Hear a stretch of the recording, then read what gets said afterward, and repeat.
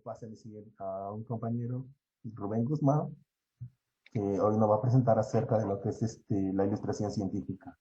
Rubén Guzmán es parte integrante de es integrante de la Asociación Científica para la Conservación de la Biodiversidad y tiene un gran tema de ilustración científica en lo que justamente lo voy a presentar. Pero un momentito. Bueno, con ustedes les presento a Rubén Guzmán. Sí, ahí le presentamos a Rubén Guzmán, que es justamente ilustrador científico, tiene una muy buena categoría, una gran, un gran portafolio en lo que es justamente en el tema de ilustración científica. Ha realizado trabajos de paleoarte en lo que es justamente la representación de los invertebrados y justamente su tema como se conoce como el tema de ilustración científica, una forma de entender a la naturaleza. Muy bien, Rubén. Ya. Bueno, más bien muchas gracias por la invitación al Museo Central de la Universidad Virreal y bueno, también a todo el grupo eh, de lo que es el evento de paleontología. Y bueno, es un pequeño, voy a tratar de hacer lo más sintético posible porque tengo tiempo ya. Bueno, la idea es intentar representar es intentar representar lo que es las distintas características que tienen los animales que se tienen en los distintos trabajos de investigación. Entonces, para ello necesitamos tener varios puntos a tener en cuenta. Siguiente. Primero tenemos que ver lo que es el tipo de animal. Si no conocemos lo que es la anatomía, tanto externa como interna del animal, digamos que no podemos tener en cuenta muchas características que tenemos que recrear en el dibujo. Siguiente, la estructura siguiente, ya siguiente, ya lo que es anatomía interna en algunas especies es necesario tomar en cuenta, ya que, bueno, por la transparencia de sus tejidos es necesario saber dónde van los órganos. Por ejemplo, hay ciertas especies de octopolide, encionas, es necesario ver todo eso. Entonces también para saber un poco más sobre cómo es que vive el animal y cómo puede reconstruirlo en algunos casos. Siguiente. Detalle de la especie. Bueno, en este caso yo he puesto esta figura de un dibujo que hice de una mitra. Es específicamente este ejemplar, no sé si lo notan. Eh, la característica típica, para no confundirla con otra especie, es la conchilla lisa y el patrón de punteo, de manchas que tiene la conchilla. Esto es, digamos, típico. Siguiente. Ahora, para poder hacer este dibujo, por ejemplo, tengo que recurrir a distintas fuentes, principalmente a fotografías de individuos en vivo para poder recrear, por ejemplo, lo que es el pie, lo que es la proboscis, lo que es el sifón, todo lo que corresponde a esa especie en particular. Además que tienen que tomar en cuenta otras observaciones que vamos a ver más adelante. La especulación en base a datos, eso lo vamos a ver más adelante, y la escala también lo vamos a ver más adelante, que son son puntos bastante importantes que hay que tener en cuenta ahí. Entender la estructura, digamos que es bastante importante para saber por qué esas estructuras son así o por qué están presentes.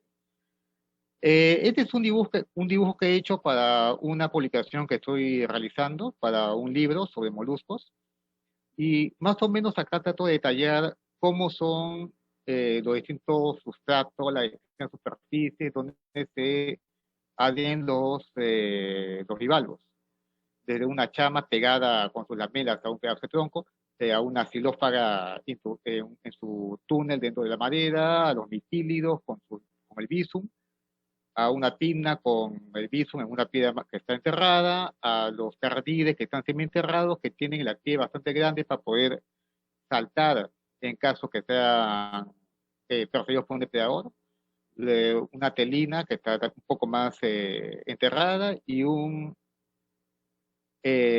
móvil que está suficientemente cerrado con los sifones bastante largos. Y también una vieira, un pecten nadando ahí. Esta es más o menos la idea, o sea, ilustrar más o menos cómo viven, en este caso, distintos grupos de bivalvos. Es una cuestión muy general. Siguiente.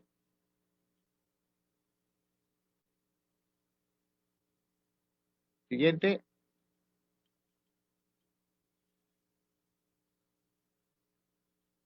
Bueno, esta es una reconstrucción que hice, no reconstrucción, sino un dibujo que hice de un monoplex kenne basado en especímenes que tengo en colección en alcohol. Entonces, acá es más o menos para que se pueda evidenciar su anatomía interna, desde el ápex, la conchilla, el perióstaco, el sifón arriba, la cabeza hacia la derecha, el pie hacia abajo, el lóbulo opercular y el operco. Siguiente.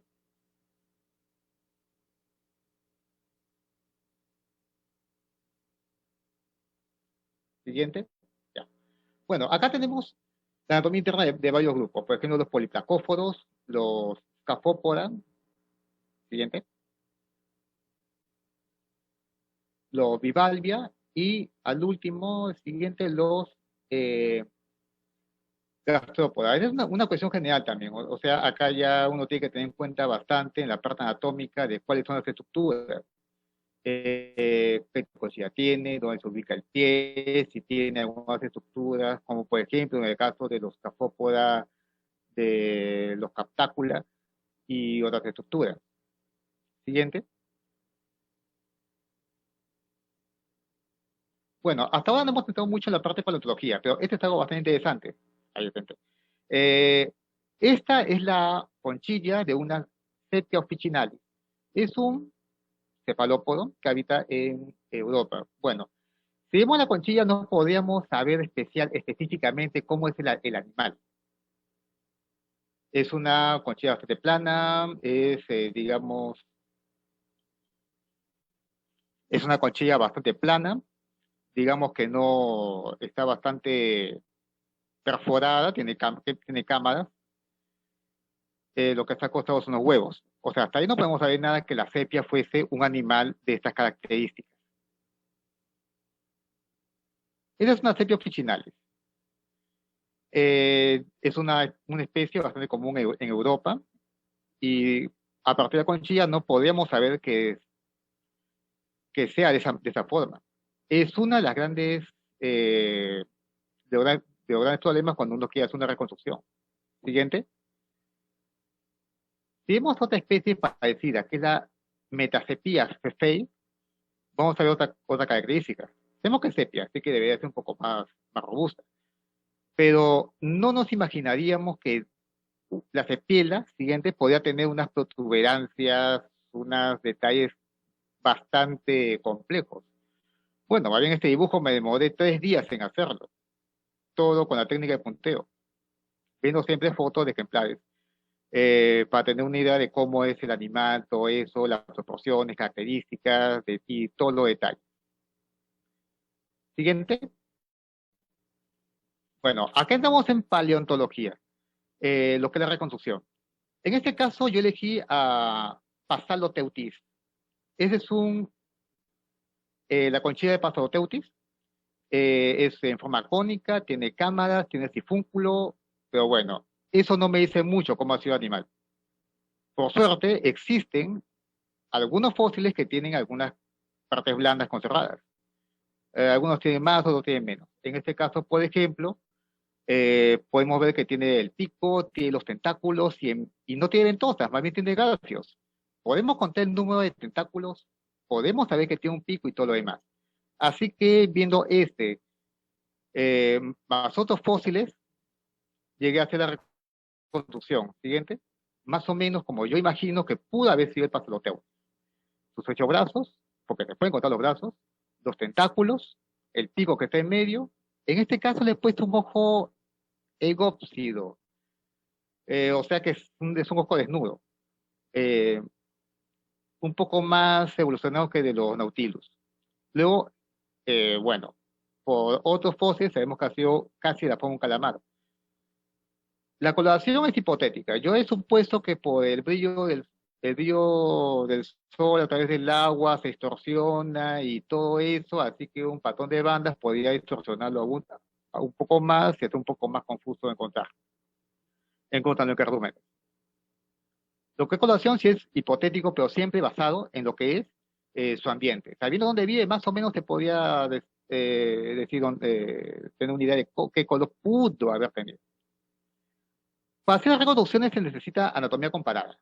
Entonces, acá tenemos siguiente, un dibujo que dice semi-esquemático de un Nautilus. En los Nautilus, las estructuras son, digamos, rectas. Ahí queda todo. Incluso en los Nautilus actuales. Es un Nautilus que dibujé el año pasado y bueno, ahí muestro principalmente, primero la coloración de la conchilla, que es en bandas. Eso es en todas las especies de Nautilus, de los dos géneros, Nautilus y Aldonautilus. El opérculo, que en el caso de Nautilus es coriáceo, luego los tentáculos, que llegan a ser más de 90, y el ojo tipo nautiloideo, que es bastante particular, porque es simplemente una cavidad con una pequeña apertura, nada más, ese es un ojo nautiloideo, prácticamente. Entonces, siguiente, eh, intenté hacer esta reconstrucción de un camaracheras, un ortocono, donde solamente se conoce lo que es la conchilla en forma cónica. Y eso, no la conchilla, sino en partes de la conchilla nada más. Entonces, acá le he puesto, bueno, también el ópsido, le he puesto un opérculo similar a los Nautilus. Y aquí viene algo interesante. Se presume que haya tenido hasta 8 brazos, pero no hay evidencia, aunque es lo más probable. Eh, no le he puesto ni garfios ni ventosas porque no hay evidencia. Ahora, en la conchilla, claro, es bastante larga y le he puesto una coloración muy similar a la de los Nautilus. Y si notan entre la cabeza y la conchilla, van a ver algo interesante. Esas manchas un poco más negras es el perióstaco. Normalmente los Nautilus tienen un perióstaco. El género Alonautilus es mucho más grueso que en el del género Nautilus. Entonces, la parte más antigua, o sea, la más delgada, es la parte más vieja. Así que ahí ya se tiene que deteriorar más el perióstaco, que está más íntegro en la parte más nueva, que es la más hacia la cabeza, la más proximal. Siguiente.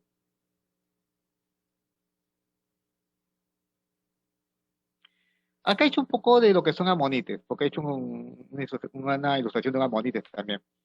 Tenemos tres grupos principales, lo que son los goniatites, los cheatites y los ammonites. Estos tres grupos son, digamos, los he puesto, digamos, en orden de complejidad. El sifúnculo, a diferencia que en los nautilus, no está en el centro, sino pegado hacia un lado.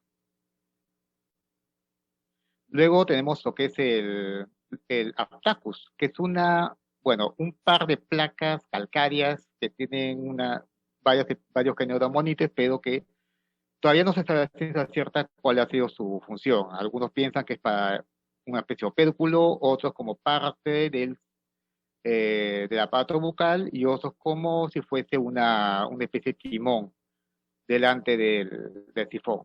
Siguiente.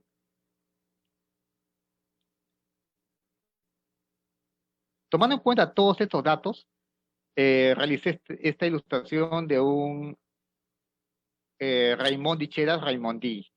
Le he puesto un ojo nautiloideo porque está muy emparentado con los nautilus.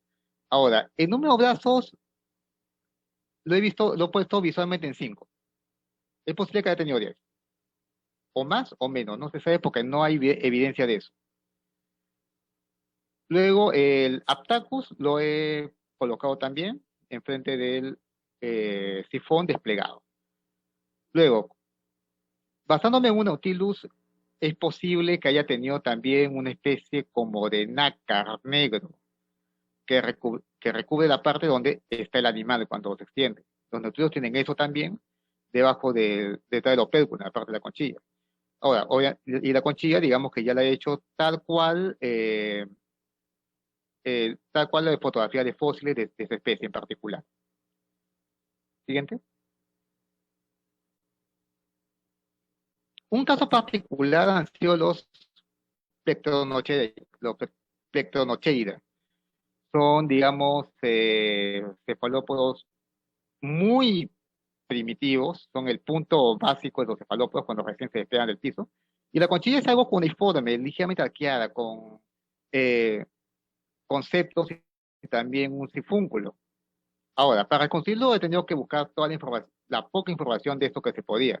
Felizmente hay un artículo que no me acuerdo de los autores por el momento, pero sí describe que ha tenido un pequeño pérculo y los tentáculos han sido bastante delgados, según el registro fósil, que por mera casualidad se ha logrado conservar. Siguiente. Esta es mi representación del Plectronocera. El ojo lo he hecho más primitivo que el Nautilus, porque es más primitivo.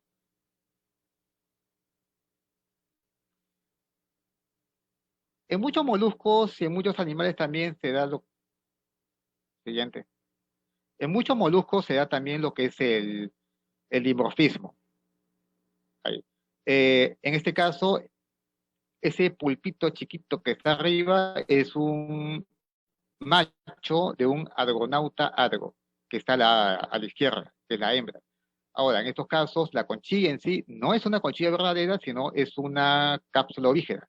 En todo caso, si se llegase a fosilizar uno de estos, del único que podríamos tener información de podría ser solamente la hembra, porque el macho es muy pequeño, no tiene conchilla, y bueno, el pico es difícil que se conserve. Siguiente.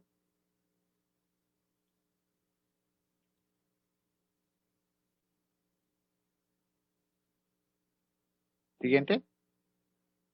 Bueno, ¿cuál es el procedimiento que yo uso? Primero es un bosquejo a lápiz. Después, siguiente, el delineado a tinta. Después, los detalles en tinta.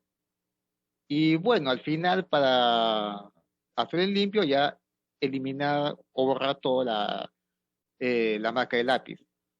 Ahora, yo por el momento no tengo escáner, así que no lo puedo escanear. Lo que hago para digitalizarlo es simplemente tomarle fotos. Es en blanco y negro, así que no hay problema. Solamente tomo fotos en blanco y negro y en la computadora ya hago todo el procedimiento en Picture Manager de convertirlo en blanco y negro y no en escala de grises. Y en Paint ya soluciono el problema de un pelito, una impureza que esté ya en el dibujo. Siguiente.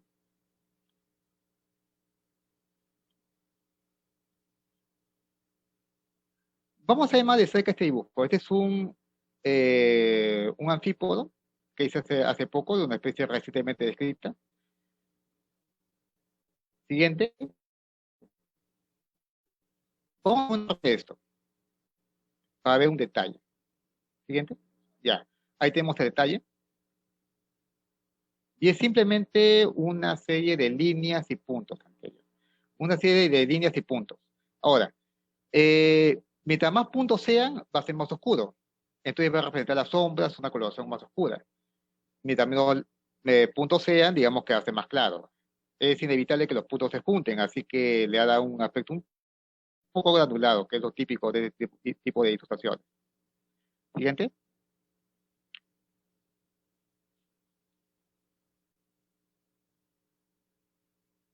Ya. Este es más o menos lo que hago también, capa por capa. En este caso hice primero la escamación, de ahí lo copié y lo imprimí de nuevo. Fue dos versiones. En este caso es la Apotropos Pictus. Estos están, por si acaso, en Herpetofauna del Departamento de Lima, que lo tuvimos en la última revisión fue en 2015.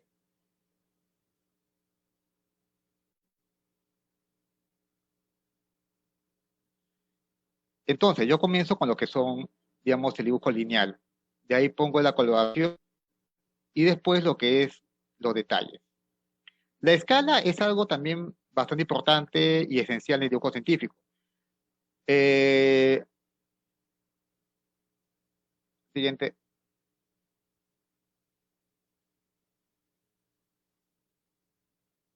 Ya, la escala es bastante importante en dibujo científico porque nos permite ver el tamaño del ejemplar. En en la bráquea peruana de la izquierda, la escala es de 1 milímetro. Y en el Geographus Lividus de la derecha es de 10 milímetros. Después, la escala puede cambiar dependiendo del tamaño del animal, porque no va a poner una escala pequeña en un animal mucho más grande.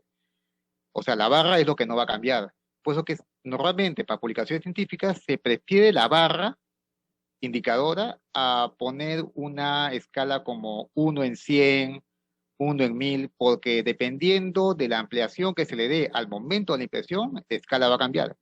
Mientras en este caso la barra no cambia. Siguiente.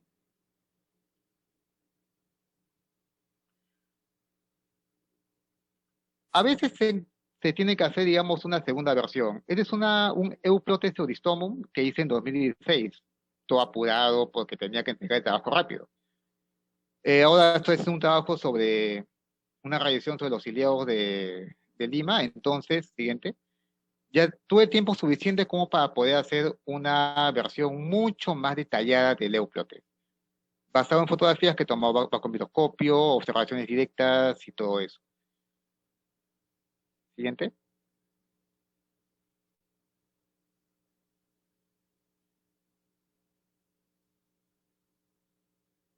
Bueno, acá les presento algunos de los trabajos que he hecho hasta ahora. Son muchos más, pues he seleccionado algunos nada más. Estos son protozoarios que he hecho desde amebas hasta ciliados. Siguiente.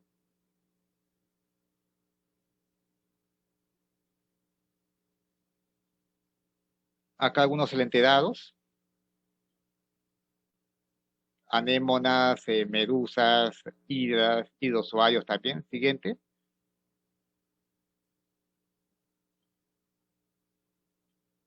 Esa es una lámina que he preparado sobre Corine C. fleximia, que es una especie que hemos encontrado en Pucusana y logré conservar lo que son los pólipos individuales y también algunas medusas.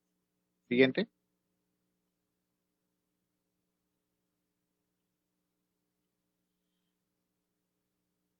Bueno, el peligro de molusco que estoy avanzando, ya estoy haciendo ya varias ilustraciones de ejemplares que no tengo o no puedo, digamos, fotografiar tan fácilmente. Entonces acá tenemos algunas ilustraciones que las estoy incluyendo ahí, eh, como el Strombus fullinis, que es la especie nominal del género Strombus, una protoconcha de una Turbinella axelli y bueno, una Sepiela inermis y un tipo de poliplacóforo. Siguiente. Algunas especies de insectos, principalmente hemípteros y un coleóptero. El que está arriba a la derecha es un pseudomele andensis. No hay mucha información de eso, es prácticamente desconocido más que por ni siquiera por un par, sino por un solo artículo que lo menciona y ni siquiera lo escribe. Siguiente. Acá dos lepidópteros, una Rosquilla amena a la izquierda y una Papilio Heraclides peon a la derecha. Siguiente.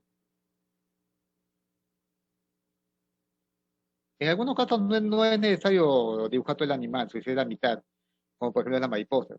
Acá tenemos a los Osteicties, ciliares sanguíneos, arriba, en medio al Sparlewictis avalonis y abajo a un Scarpictis gigas. Siguiente.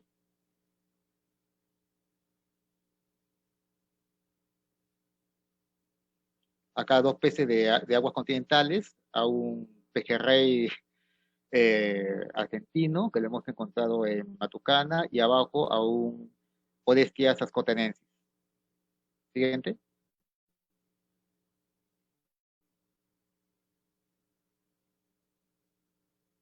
Ahora, cabe recalcar que en estos casos uno tiene que tener mucho cuidado. En caso de los peces se tiene que poner cada una de las espinas, no puede haber ni una más ni una menos, la cantidad precisa de escamas también. Esos son caracteres taxonómicos diagnósticos y no se pueden perder. Bueno, estos son algunos CEL aquí. Alopias vulpinus, Notorrinco chepeianus y Mustelus mentos. Acá algunos anfibios. Siguiente. Acá algunos anfibios. Arriba una Rhinella margaritífera, abajo una Rhinella limensis y a la derecha una gastoteca peruana. Siguiente.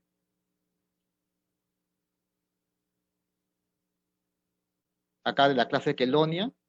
Bueno, en cuanto a taxonomía, esto sigue siendo un lío porque según Colicitar, la clase Chelonia está independiente de la clase Eustuquia y de la clase Reptilia. Entonces acá, bueno, tenemos lo que es una Chelonia mía hacia arriba, detalle de la cabeza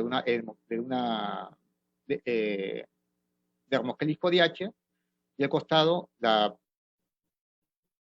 una vista ventral simplificada de una Dermochelis imbricata. Siguiente.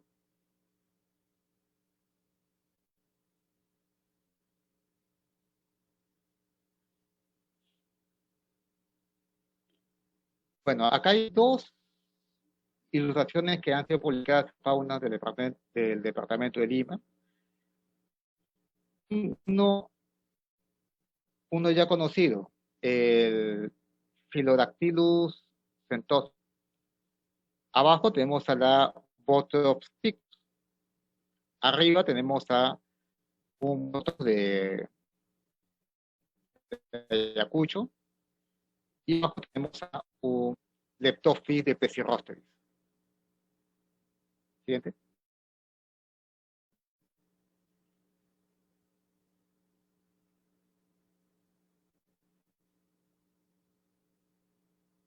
Y bueno, muchas gracias. Creo que me modé 5 minutos más, pero bueno.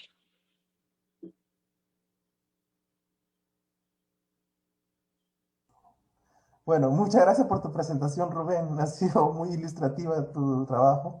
Ahora voy a pasar justamente a las preguntas del público, justamente la pregunta anterior que había quedado.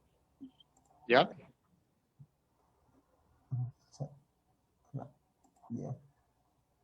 Justamente, Rubén, había una pregunta anterior justamente que me habían hecho, pero considero que es la mejor que tú puedas responder a esta pregunta, ¿no? De parte de Jenny Ariza nos pregunta, ¿es más difícil realizar una reconstrucción de un organismo invertebrado al no disponer de tantas piezas esqueletales? Bueno, recuerden que los invertebrados son los grupos más diversificados, más que los vertebrados. Ahora, depende. Si es un artrópodo, es muy conservado la mayor parte del cuerpo. Pero si es un cefalópodo, a lo mucho el pico. O si es, pues, no vas a encontrar, a pesar que sí se han encontrado fósiles de celenteados, medusa.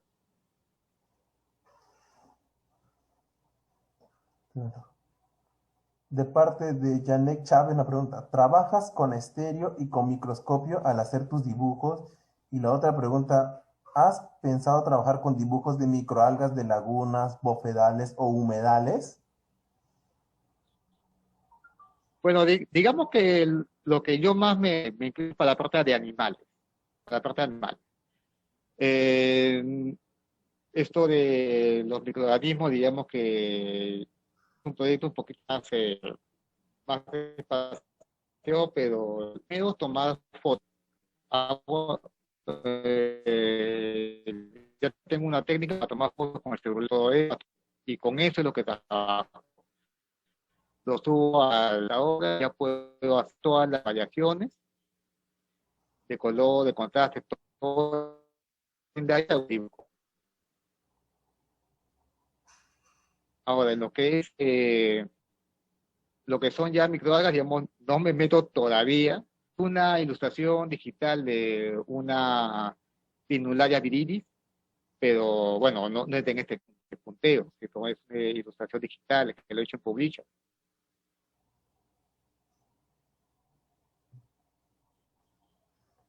A ver, Sonia Ramos nos pregunta, Nos explicaste que los organismos fosilizados se reconstruyen con artículos anteriores, pero quería saber si recurres a otro programa o software para hacer ilustraciones. Gracias. No, o sea, lo que yo hago es simplemente, es todo manual. Todo manual, los dibujos que he presentado, no utilizo software, no utilizo nada.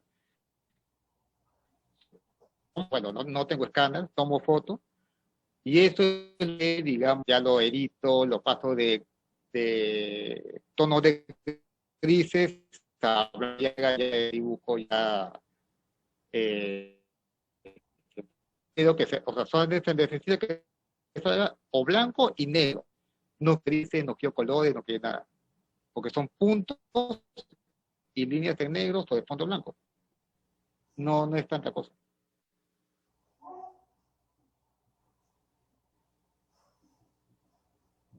Bien. Janet Chávez nos pregunta, Rubén, ¿cómo se trabajaría con la reconstrucción de un dibujo de ancestro común en mamíferos solo con filogenética o me baso en colecciones y registros fósiles históricos? ¿Qué recomiendas? Se tiene que basar en registros fósiles. Lo principal es el fósil. Y de ahí recién es lo que le mete la parte filogenética. Porque si no tienes el fósil, que es la evidencia, no puedes continuar más adelante. Claro, muy bien. Esa es la cuestión. Muy bien. Jenny Ariza nos pregunta, ¿haces tus dibujos a blanco y negro? ¿Es preferencia personal o crees que al utilizar color en el paleoarte el dibujo se vuelve más especulativo? Es que el problema que tenemos en la parte de paleontología es que, bueno, ahí me olvidé de explicar que solamente en 12 ejemplares, Andrea creo que me puede confirmar esto, se encontró coloración en amonites, en este caso.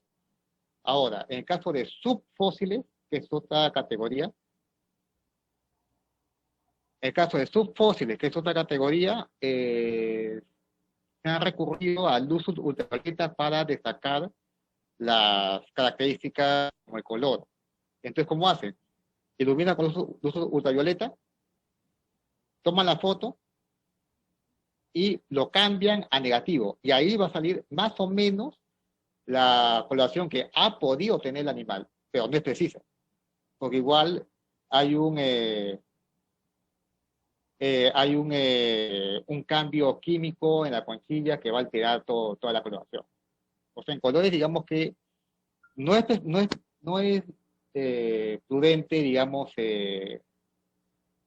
incurrir. Ahí sí no es prudente porque no hay evidencia. Entonces, en un dibujo científico, sin evidencia, no es recomendable poner coloración. Para Mm, difusión, sí. Para difusión, sí. Pero como dibujo científico, no. Muy bien, una última pregunta de parte de Cristian Valderrama. Con respecto al dibujo científico en microorganismos, protozoarios o microalgas, como se hace en estos casos, ya que muchas veces muchas estructuras no se ven en el microscopio.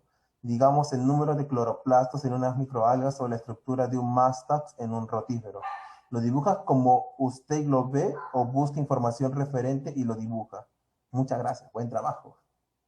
Bueno, en el caso de microorganismos, lo que hago es, bueno, un microscopio normal tiene iluminación de campo blanco, es iluminación directa. Lo que yo hago, bueno, yo tengo mi microscopio de campo claro, pero yo le he adaptado para que sea campo oscuro y de iluminación de lateral. Entonces lo que yo hago es agarrar y hacerlo un poco de iluminación lateral, de tal manera de que me muestre un poco más la estructura. Ahora, ahí no me quedo, porque si no sería solamente un dibujo nada más. Entonces, cuando hago los dibujos de protozoarios y todo esto, primero tengo que determinar especie. Si no determino especie, no puedo continuar. Me quedo con la foto. Entonces agarro, determino especie, ahí busco más información y de ahí ya veo con la foto los detalles que faltan, todo eso. Ahí recién hago la comparación. O sea, digamos que es una web mezcla. Tengo la observación, las fotografías del espécimen, que no sé mucho, en varias ocasiones, y lo complemento con información ya de la especie que estoy trabajando en el Internet. Muy bien. Muchas gracias, Rubén, por tu participación. Te felicito realmente. Ha sido ¿Ya? una gran experiencia y tus conocimientos, como siempre, son de los mejores en este tema del campo de la ilustración científica. Un gran aplauso, Rubén, realmente.